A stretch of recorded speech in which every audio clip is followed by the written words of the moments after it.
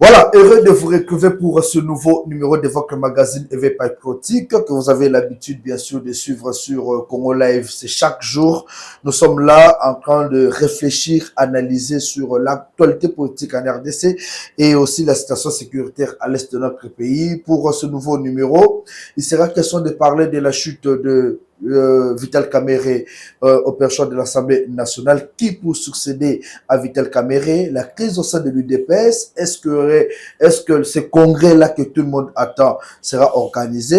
Il sera aussi question de parler de la révision de la Constitution et aussi, pourquoi pas, des élections, dialogue. On va quand même glisser quelques mots avec notre invité qui n'est plus présenté, qui est ce figure-là qui aujourd'hui, ses analyses sont aimées par toute la population congolaise et derrière dans le monde. C'est bien Maître Joël Kadé, analyste politique. Il est déjà avec nous. Bienvenue à vous, bon. M. Joël Kadé. Bonjour, monsieur le journaliste, et merci de l'invitation. Je m'excuse non seulement auprès de vous, mais également à vos téléspectateurs, parce que plusieurs fois vous avez eu besoin de nous, mais nous étions indisponibles. Mais aujourd'hui, on a dit on va improviser, on va venir chez vous. Merci de répondre à notre invitation. Dès l'entrée de jeu, vous êtes analyste politique ici, très reconnu d'ailleurs. La chute de Vital Kamerhe au sein de l'Assemblée nationale, quelles leçons faudrait-il tirer?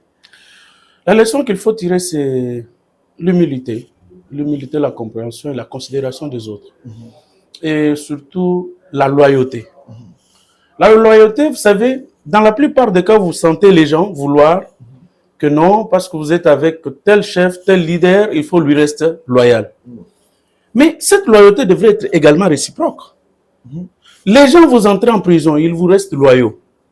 Vous sortez de la prison, ils vous restent loyaux. Vous quittez la prison, vous recroquevillez sur votre épouse et vous n'êtes plus loyaux envers ceux qui sont restés souffrir, subir les insultes, les humiliations. Le Tchokomani, je sais, j'étais avec lui dans contradiction sur plusieurs plateaux au nom de ça. Maintenant, vous recroquevillez sur vous. C'est le népotisme, ce sont vos enfants, ce sont vos demi-enfants que vous deviez prendre, et les autres, vous vous débarrassez de tout le monde, vous vous éloignez de tout le monde. Aujourd'hui, dites-moi, qui est le meilleur allié de Vital Kamerhe? Depuis le départ de Kamouja, depuis le départ de Claudel Loubaya, le départ de Ewanga, et tant d'autres, le vieux s'est esselé. Il est resté seul, ou il a été laissé seul. Ce qui fait qu'aujourd'hui, le vieux n'a plus personne. Et au niveau de l'Assemblée, il est là, il profite pour un peu taper sur le président de la République, sur les positions que prend le gouvernement. C'est lui, il est dans les dialogues, alors que le président de la République n'est pas dans ça. Donc, vous sentez, et il profite pour humilier les gens. J'ai vu le député Mouchongo être humilié comme un enfant de l'école. Donc, il dit non, vous êtes dérangé. À un moment donné, il fallait s'y attendre.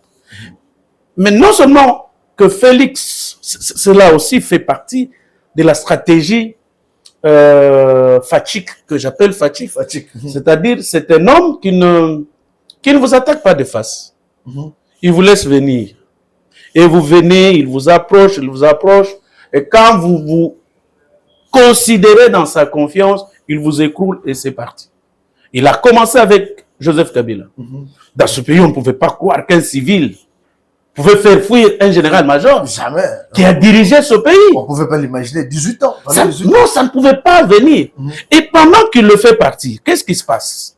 Pendant qu'il le fait partir, c'est en ce moment-là où Joseph Kabila avait la majorité au Parlement, il avait le contrôle de toutes les institutions provinciales, assemblée provinciale comme exécutif, l'armée, c'est lui qui a laissé toutes les tentacules.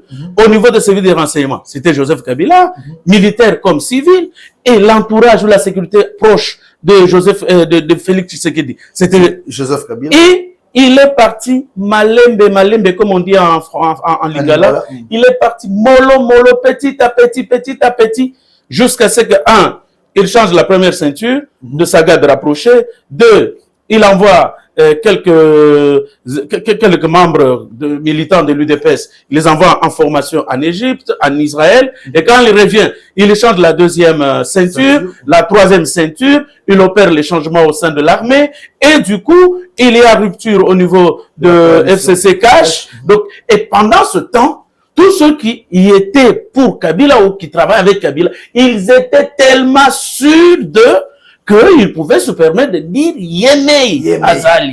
Donc, vous comprenez, on ne peut pas nous intimider. Tout simplement, et là, les Chadars criaient parce qu'ils étaient sûrs qu'ils avaient le contrôle de l'armée, qu'ils avaient le contrôle du service de renseignement, qu'ils avaient le contrôle de toutes les institutions, mais ils ont oublié que Tshisekedi, c'est un fin politique. Vous savez, lorsque eux étaient dans les affaires, Kabila dans l'armée, ainsi de suite, dans les maquis, les membres et consorts, les musiques aux études, Félix-Antoine Tshisekedi Tshilombo était au pied de son père. Il apprenait la politique. Il y a relégation. Son père le met dans le sac. On part à Kabia-Kamanga, ou bien on part à Kisangani, ou bien quand ils sont partis à Banzangongo. Quand ils sont en exil, il est toujours avec Félix Tshisekedi. Tous les autres, là, les autres frères de Tshisekedi, non. Mais lui apprenait comment neutraliser un adversaire politique. Après Kabila, c'est John Numbi. Et John Numbi va même crier, non, moi je ne suis pas un agneau. Comme pour dire, il est lion. Mais aujourd'hui, le lion est un cavale. Après, c'est Kaboun Jamark. Jamark, qui était devenu un peu encombrant par rapport aux officiers militaires, par rapport à la famille, parce que Kaboun regardait en face, il grondait, tout ça, et on l'a neutralisé aussi. Et petit à petit, et les autres, les Fayulu, les Muzito, les Mbemba, donc il les a tous neutralisés qu'aujourd'hui. Je vous disais, on parlait au couloir quand nous sommes croisés. Je vous ai dit là, quel est cet opposant-là aujourd'hui qui peut drainer la foule sur la route? Il y a Delis Sesanga qui lance un défi chez Tshisekedi. Il dit qu'il reste 1180 jours et il va appeler la population à manifester. Vous n'avez pas peur de voir Delis Sesanga mobiliser la population? Et vous savez, moi je n'ai jamais été avec les gens qui sont inconstants, qui n'ont aucun idéal. Hein, parce que Delis Sesanga, en 2006, il est opposant à Kabila pour Mbemba. En 2011, il devient pour Etienne Tshisekedi, il gagne les élections avec le nom de Tshisekedi. En 2018, il gagne les élections au nom de Tshisekedi. Par la suite, il tourne contre lui et il postule comme candidat. Il est avec Moïse. Donc, vous voyez quelqu'un de comme ça, non pas de constance, qui peut croire en lui. En dehors, on sait comment mobiliser dans cette ville. Moi, aujourd'hui, si je veux mobiliser, je peux mobiliser. Et je connais le secret comment mobiliser. J'ai les stratégies à mettre en place et je puis remplir même le stade Vélodrome. Là, j'ai les stratégies. Mais on sait comment ça se passe. Aujourd'hui, c'est comme j'ai toujours dit, je le dis à l'église. Je dis aujourd'hui, vous invitez Jibin Piana pour venir chanter, les gens vont venir. Vous invitez Maman Laure Mbongo, les gens vont venir. C'est-à-dire, les Kinois aiment le spectacle. Les Kinois, et surtout avec le niveau élevé du chômage, les gens n'ont rien à faire. Bon, si on vient, on me donne 2000 francs, 5000 francs, et que je dois aller au stade, regarder, Delis Sesanga faire le meeting, mais je ne le vois pas capable de drainer les gens sur la rue. Et enfin, vous savez, ils étaient au moins 8 leaders. On leur avait permis ici d'organiser la marche. Mais après, c'est ma tête qui nous montre les douilles. Or, quand on tire, les douilles restent là où on a tiré, mais pas là où, vers la cible. Mais ils ramassent les deux, ils nous montrent, voilà, on a voulu nous assassiner. Donc, vous comprenez que les gens sont dans une incohérence et lui-même a été maîtrisé par Tshisekedi. C'est ce que je crains maintenant aujourd'hui, qu'il sait quoi est resté seul à bord, parce que, bon, en fait, l'avantage, bien sûr, je le dis, en neutralisant tout le monde, même aujourd'hui, la crise qui était à l'UDPS, heureusement qu'il m'a écouté, qu'il m'a entendu. La crise qui était à l'UDPS, c'était lui l'auteur. Parce que pendant cette période-là, il pouvait facilement et sa famille, notamment son église, son épouse, donc il pouvait caser les leurs. Et au niveau du parti, il n'y a personne qui va dire non, non, je recommande les gens. Et c'était à son profit, c'était au profit de son église, au profit de sa famille biologique. Et les combattants qui se sont battus, ceux qui sont restés orphelins, ceux dont les parents ont été brûlés, calcinés au sein de l'UDPS, personne ne peut réclamer. Parce que nous tous ici, on est chacun une victime d'une manière ou d'une autre du combat. Parce que quand nous étions sur la rue, la plupart de ceux qu'il est en train de nommer, notamment dans le cercle de ses amis, de ses copains, de sa famille, ils étaient en Europe. Ils ne connaissaient pas le combat réel sur le terrain. Mais maintenant, pour neutraliser l'UDPS, il crée Bouzid d'un côté, Kabouya d'un côté. Et tout ça, c'était pour neutraliser Kabouya. Et vous l'avez dit, vous l'avez annoncé pour le Congrès. Mais moi, je crois que le président Félix Tshisekedi a décidé de neutraliser le tout dernier rempart, le tout dernier verrou au niveau de l'UDPS, c'est Augustin Kabouya. Et je crois qu'au prochain congrès, il n'aura peut-être plus d'influence comme aujourd'hui. Kabouya ne sera pas reconnu. Je ne crois pas. Je ne crois pas. Parce que je vous ai donné le cheminement, non? La manière dont le président de la République s'est débarrassé de ses adversaires et la manière dont aussi il a neutralisé ses alliés. Et aujourd'hui, il est le seul à bord. Donc c'est pour vous dire, il n'y a pas un opposant aujourd'hui. Peut-être la seule peur, le seul épouvantail que nous avons, c'est Nanga et l'agression rwandaise. L'armée. En dehors de ça, en tout cas, même pour le changement de la Constitution, je ne vois pas qui va empêcher Félix-Antoine Tshisekedi Tshilombo. Mais on pense que Félix Tshisekedi est plus dans la trahison que dans la politique. Il a trahi presque tout le monde. Il était avec Kabila, il a trahi Kabila, il n'a pas respecté les accords. Aujourd'hui, c'est le tour des Camérés. Est-ce qu'il y a encore des gens qui peuvent faire aujourd'hui confiance à Félix Tshisekedi? Il n'y a pas un problème de trahison. Le comble que vous ne comprenez pas et vous ne saisissez pas la dimension politicienne de Félix-Antoine Tshisekedi. Ce n'est pas une trahison. Lui, le vrai problème avec Félix, c'est quoi? Ou son avantage? Il vous fait totalement confiance quand vous venez. Et il se laisse... il est un faux naïf. Il se laisse passer pour un naïf. Il se fait passer pour... entre parenthèses, entre guillemets, il se fait passer pour un idiot, pour un zoba. Hein? Alors, quand vous venez, vous le voyez, il vous embrasse. Président, les accolades, tout ça, vous mangez ensemble, vous vivez ensemble, vous pouvez même voyager ensemble, il vous accorde les faveurs. Mais ne vous y trompez pas, ne le prenez pas pour votre ami. Il est président de la République. Laissez-le à sa place. Et quand vous allez totalement l'approcher, dans ma langue, il y a un adage qui dit, vous habituez à la souris le manioc, vous lui donnez avec la main, mais lui veut vous arracher ce qui est à la bouche. C'est comme on dit à Kin, le Quinois, quand vous lui donnez la main, lui veut prendre tout le bras. Alors, quand vous voulez prendre le bras de Félix, et là, il vous écrase. Et d'une bonne manière. Et vous n'allez même pas sentir les douleurs, mais vous allez vous retrouver comme tout le monde, mais vous êtes déjà rejeté, vous êtes déjà loin de lui. Et vous ne craignez pas que tous ces gens-là se coalisent pour faire face à Tshisekedi? Oui, il pourrait y avoir un jour, parce que tellement, surtout du milieu de ses amis, c'est ce que je crains, du milieu de ses anciens alliés, que ce soit les journalistes, parce que, vous savez, j'ai toujours dit, cher ami, dans ce pays, on ne pouvait pas avoir Franck Diongo opposant. Dans ce pays, on ne pouvait pas compter Mouyambo parmi les frustrés. Dans ce pays, même les magiques et consorts qui sont partis en rébellion ici. Même Jean-Claude Wemba. Oui, même Jean-Claude Wemba, il ne pouvait pas. Le vrai problème qui manque au président de la République, Félix-Antoine Tshisekedi Tshilombo, la gestion de frustration. Vous savez que ces gens, vous les avez fait sortir de la prison. Ils vous doivent. Mais qu'est-ce qui vous empêche? Parce que les caisses liana, au lieu que vos amis prennent cet argent, aillent les loger en Europe, dans des, dans des zones où on ne sait pas contrôler, au lieu que ça, on met en place une caisse de gestion de frustration. Moi, je leur ai même dit, par rapport même aux journalistes qui ont accompagné son combat, on dit, vous n'avez pas besoin de nommer tout le monde. Je l'ai dit à moi, Djanvita. Je l'ai dit à Kabound, il est encore là. À Kabouya. Je l'ai dit au conseiller Théo Mbiye. Je leur ai dit, vous n'avez pas besoin de nommer tout le monde. Mais il y a des budgets dans beaucoup d'établissements publics ici, de communication. À l'époque, le papi Tamba et consort, Makoloko Tamba, ils ne travaillaient nulle part. Nulle part. Mais ils étaient payés. Ils étaient payés. Mais payés comment? Mais vous dites, vous êtes pris en charge par telle entreprise. Dans son budget de communication, on vous trouve quelque chose. Parce que quand quelqu'un a 2000 là-bas, donc son entreprise, vous savez, je vais peut-être vous blesser. Vous savez,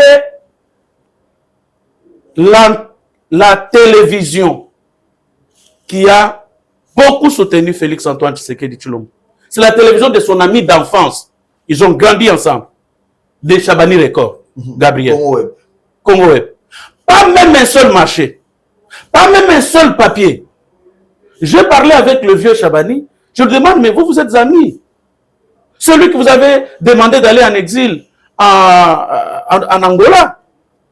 Celui qui avait même, lors du mariage de votre fille, il n'était pas encore au pouvoir. Il vous avait donné 10 000 $. Mais aujourd'hui, il dit non. Même contacter le président, ça ne passe plus.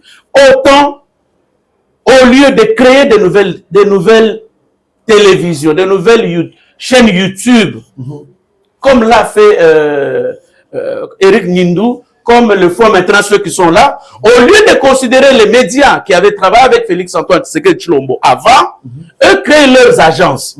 Et l'argent de la communication, là, ils se le mettent en poche et donnent à leurs copains et leurs copines. Mais si vous prenez la télévision, par exemple, Congo Web, on prend votre Congo Live ici, on le met aussi à la présence. Vous aurez besoin d'être nommé DG quelque part? Non. Parce que vous allez vous retrouver.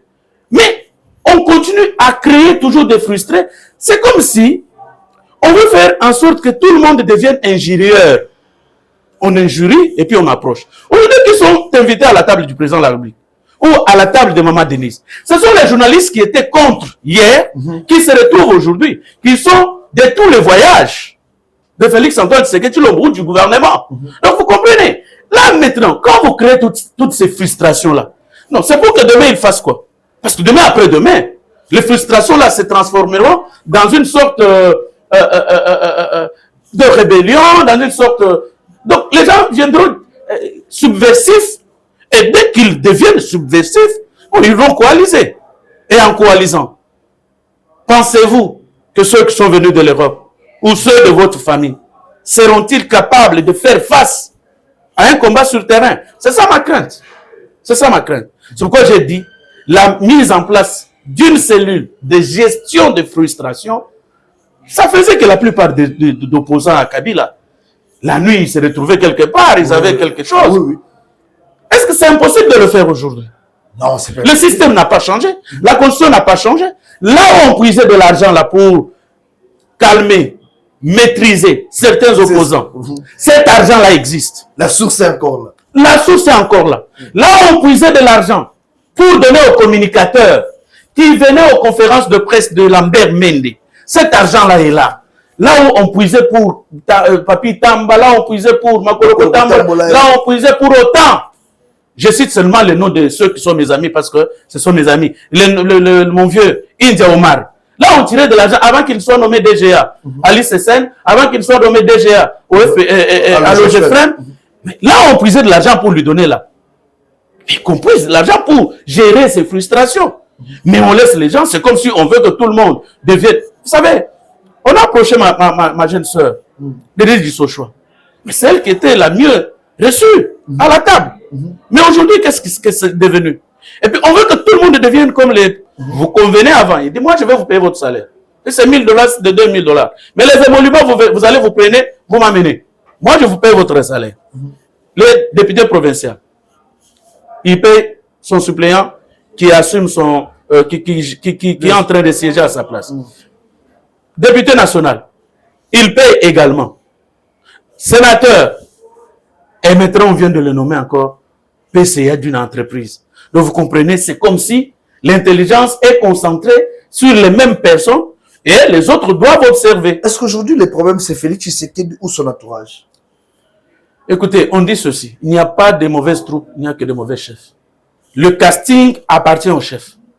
Donc un chef ne peut pas venir nous dire, comme Kabila nous a dit, qu'il n'avait pas trouvé 15 personnes. Non. C'est vous le coach. C'est vous qui savez. Et puis, quel est le rôle de service de renseignement?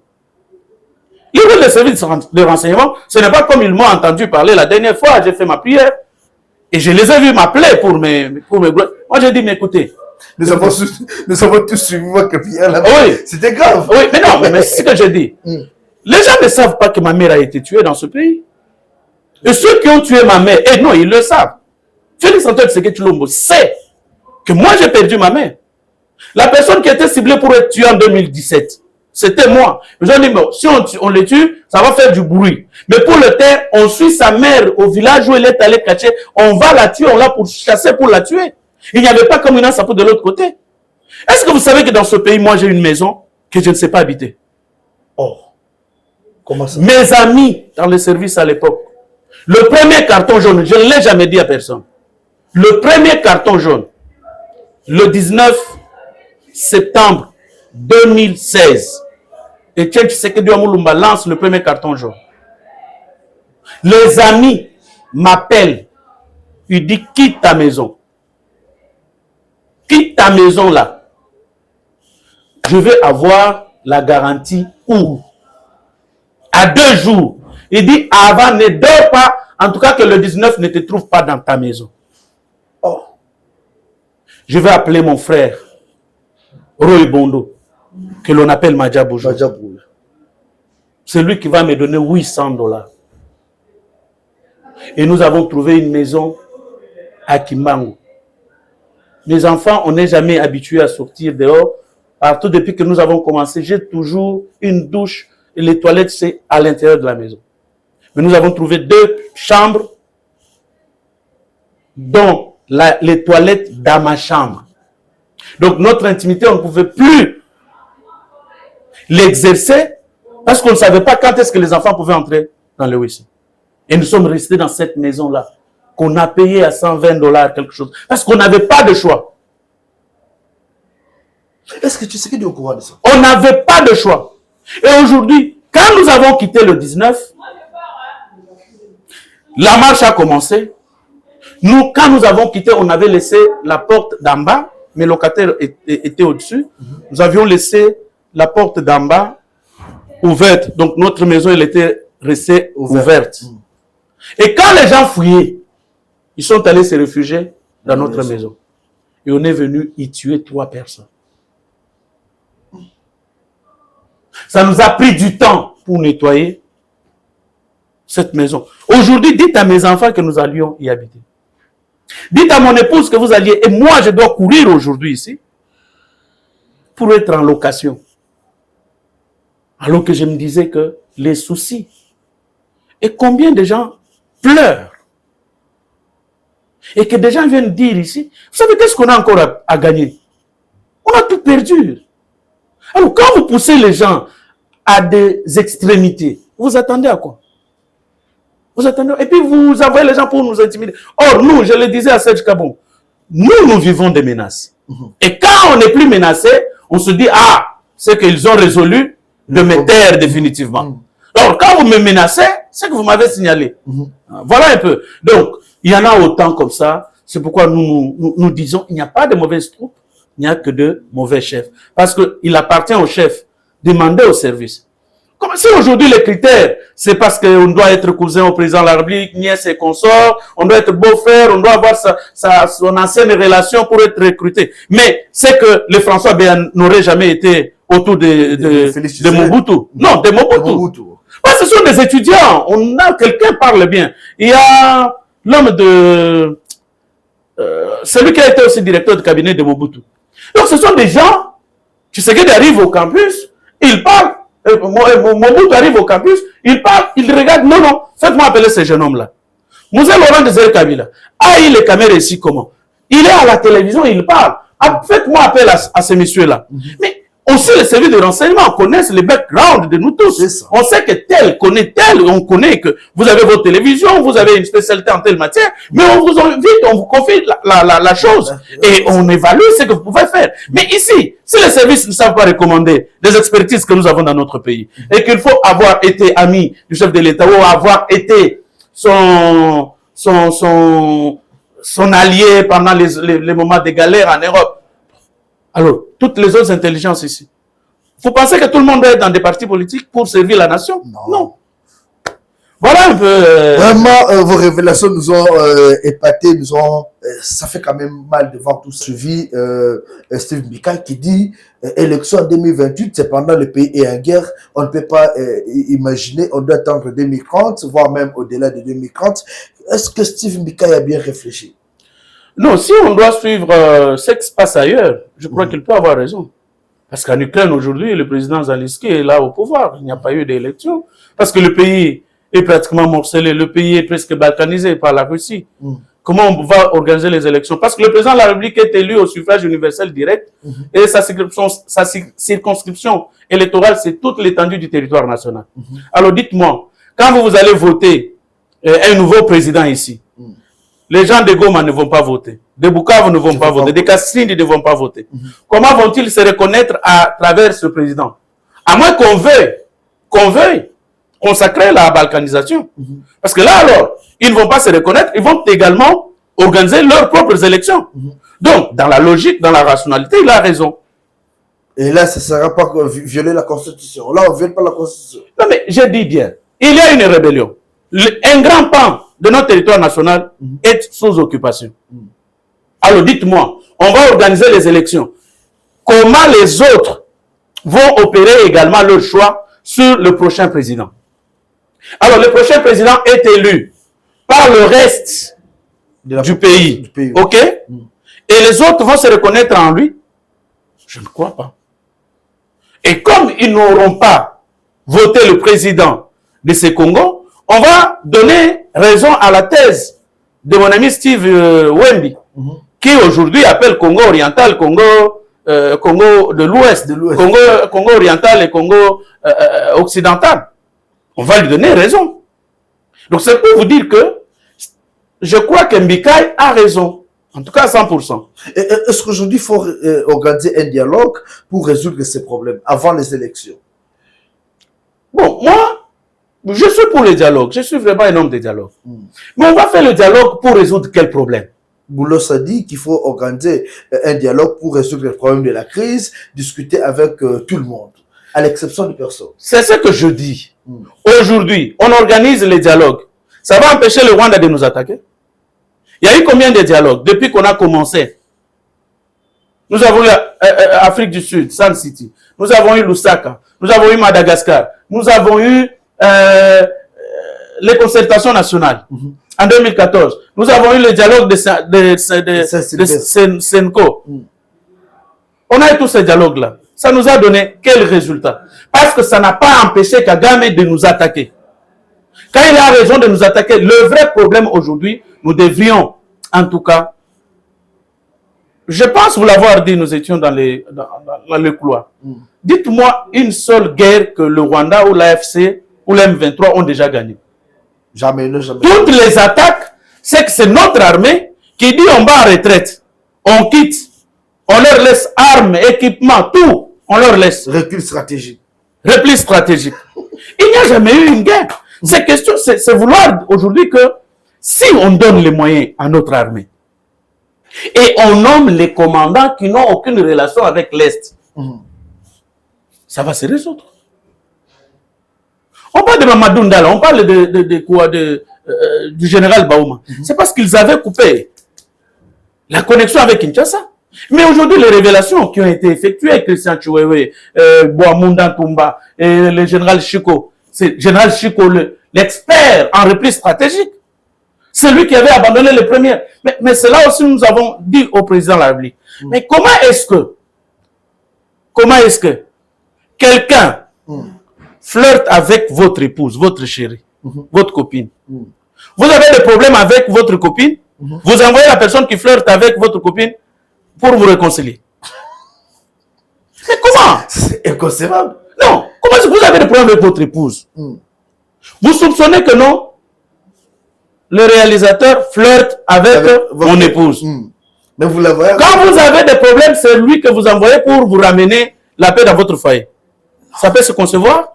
Donc c'est pour vous dire que vous savez que tous ces généraux flirtent avec le Rwanda, flirtent avec Kabila, flirtent avec Nanga. Comment vous les désignez comme général, comme commandant? On a parlé du général Gassita ici, oui, qui a été chassé de Ouvira. Comment on sait que la personne, c'est lui qui a travaillé à la chute de Goma? C'est lui qui a travaillé à la chute de Bukavu. Mais vous la voyez encore à Ouvira. Pour préparer la chute d'Ouvira. Pour préparer la chute d'Ouvira. Et quand il va encore fuir là-bas, il va aller à Kalemi. Et il se met à Kalemi, vous les chassez là-bas, il va aller à Kindu. Non, mais à un moment donné, qu'on dise, qu'on se dise, à un moment donné, on commence à se poser des questions. Est-ce que ce n'est pas un deal d'abandonner nos frères et sœurs de l'Est? Parce que c'est question de prendre de nouveaux commandos ici, les envoyer au front. Vous avez vu ce qu'ils ont fait.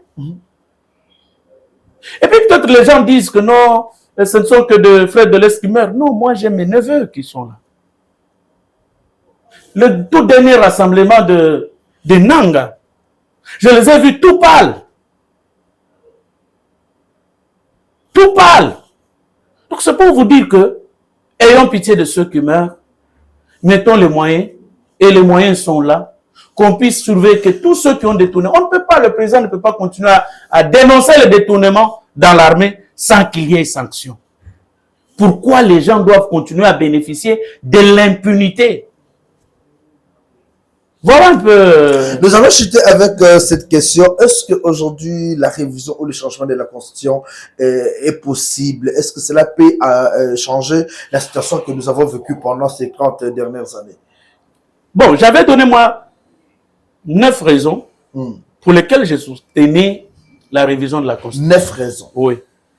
Peut-être qu'un jour, vous allez organiser, nous pourrions revenir. Et nous soutenons la révision de la Constitution. Donc, pas la révision, le changement de la Constitution. Donc, vous voulez même pas les... Depuis, non, pas la révision. C'est les changements. 2015, 2016, avec l'honorable Nazem Nazem, paix à son âme, nous avons réfléchi sur la consécration de la démocratie consensuelle dans notre pays. C'est une démocratie où il n'y a pas de perdants, il n'y a pas de gagnants. C'est-à-dire ceux qui ont gagné, par exemple au niveau national, c'est 70%, vous gérez 70%. 30%, c'est l'opposition qui co-gère avec vous. Okay. Au niveau provincial aussi, si vous avez gagné 70%, vous gérez et vice-versa. La conséquence, il n'y aura pas de frustration. Deuxième raison, quand vous prenez notre constitution, elle est hyper institutionnalisée. Je vais peut-être vous donner 3 raisons comme nous courons l'erreur de temps. Donc, première raison, la démocratie consensuelle. Et l'observation que j'ai toujours faite, c'est qu'il ne faudrait pas voir dans le changement de la Constitution, soit pour ceux qui sont pour Tshisekedi, donc qu'il reste à 8 ans au pouvoir, ou pour ceux qui sont non, c'est pour chasser Tshisekedi. Non, non, non, non, non. Ne réfléchissons pas sur base de l'individu. C'est pourquoi la Constitution de 2006, taillée sur mesure de Joseph Kabila, voilà ce qu'elle nous produit. Taillée sur mesure pour satisfaire les belligérants, voilà ce qu'elle nous produit. Et deuxième raison, elle est hyper institutionnalisée. Nous avons le gouvernement central, Assemblée nationale, Sénat. Pourquoi nous avons deux chambres? Pourquoi avons-nous 2 chambres? Budgétivement pour rien. On peut garder une seule chambre. Vous avez le Conseil économique et social. Dites-moi quel est l'apport du Conseil économique et social dans ce pays? 0. Nous avons le CESAC. À côté du CESAC, nous avons le ministère de la Communication immédiate. Un rôle qui pouvait être rempli par l'un ou l'autre. Comme dans d'autres pays, on a déjà supprimé le ministère de la Communication immédiate. On a seulement le ministre, non, on garde le ministre de la Communication, pas des médias. Les médias sont gérés par l'organe de régulation, qui est le CESAC. Quand vous quittez le CESAC, vous avez le ministère des droits humains et vous avez la Commission nationale des droits humains. Voyez un peu. Et quand vous quittez, donc, vous avez un peu le télescopage, le foisonnement des institutions comme ça qui s'entremêlent en termes d'attribution. Et quand vous quittez, vous avez à la présence ce pléthore. Au gouvernement, on a au moins 50 ministères. Et de ces 50 ministères, chaque cabinet, j'ai déjà été directeur de cabinet, au moins vous avez au moins dans un cabinet 47 membres.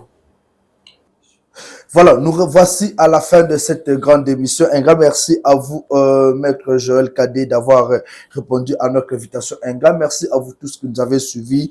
Kaka Nenga Utikoloba, Nzambe Kaka, Tochila Nzambe Elikia, et j'espère qu'il y aura de bonnes choses. Allez, restez branchés sur votre chaîne Congo Live. Nous nous retrouvons prochainement dans un nouveau numéro. Merci.